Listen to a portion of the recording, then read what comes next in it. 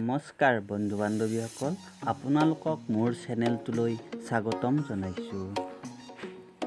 বন্ধু বান্ধৱীসকল, 17 ছেপ্টেম্বৰ তাৰিখে বিশ্বকৰ্মা পূজা। বিশ্বকৰ্মা পূজা কৰাৰ সহজ আৰু সৰল নিয়মৰ বিষয়ে জানো আহক।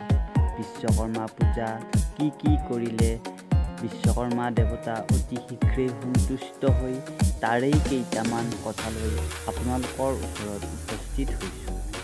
বন্ধু বান্ধৱীসকল, জ্যোতিষ শাস্ত্ৰ অনুসৰি ৰবি গ্ৰহ যেতিয়া কন্যা ৰাশিত প্ৰৱেশ কৰিব, সেই সংক্ৰান্তিৰ দিনাই বিশ্বকৰ্মা পূজা অনুষ্ঠিত কৰা হয়।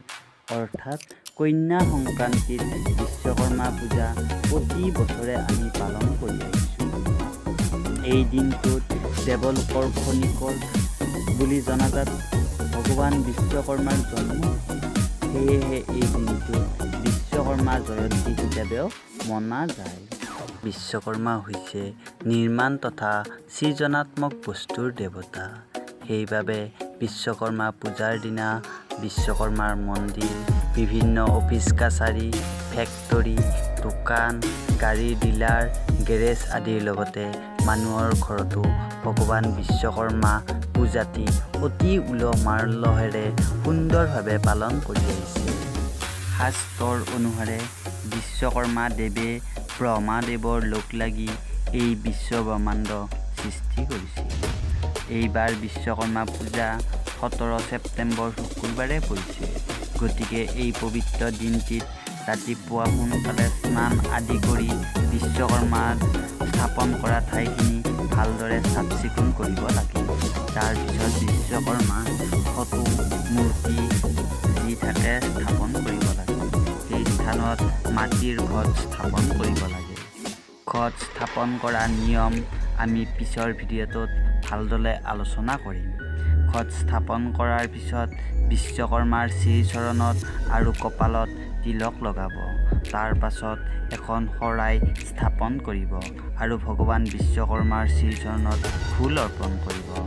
ঘৰৰ যিবিলাক লোহাৰ সামগ্ৰী সেইবিলাক ধুই, যেনে দা, কটাৰী, হাতুৰি, বটালি আদি বিশ্বকৰ্মাৰ সন্মুখত স্থাপন কৰিব। তাত তিলক লগাব। ইলেক্ট্ৰনিক সামগ্ৰীবিলাকতো তিলক লগাব। যান বাহন ধুই তাত তিলক লগাব। ইয়াৰ পিছত যথাবিধিমতে বিশ্বকৰ্মাৰ পূজা কৰিব। এনে কৰিলে ভগৱান বিশ্বকৰ্মা অত্যন্ত সন্তুষ্ট হয় আৰু ভক্তসকলক আশীৰ্বাদ প্ৰদান কৰে।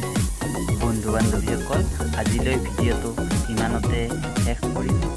এই ভিডিঅ'টোৰ পিছত আমি নতুন ভিডিঅ' লৈ আহিম। লগুণ কিদৰে সলাব লাগে বা কেনেদৰে আমি নতুন লগুণ পিন্ধিব লাগে তাৰ বিষয়ে আলোচনা কৰিম। গতিকে চেনেলটো ছাবস্ক্ৰাইব কৰি থ'ব, লাইক কৰি দিব ভিডিঅ'টো ভাল পালে, আৰু বন্ধুবৰ্গসকললৈ শ্বেয়াৰ কৰি দিব। তাৰ পিছতে আমি ঘট স্থাপন কিদৰে কৰিব লাগে তাৰো ভিডিঅ' লৈ আহিম। এনে ধৰণৰ পূজা পাতলৰ বিভিন্ন কথা জানিবলৈ মোৰ চেনেলটো ছাবস্ক্ৰাইব